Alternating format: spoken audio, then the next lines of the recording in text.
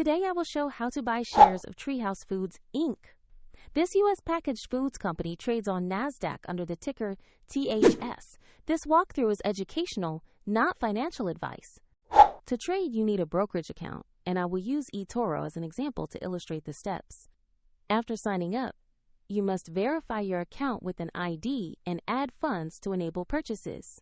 Use the platform search box and type the ticker THS to locate TreeHouse Foods.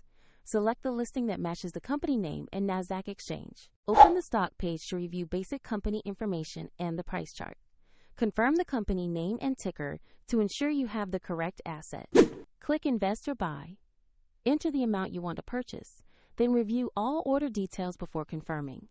If the market is closed, the order may be queued, and if funds are insufficient, the platform will prompt you to add money before final confirmation. Your new position will appear in your portfolio once the trade executes. Check the description for the eToro link if you want to explore the platform further.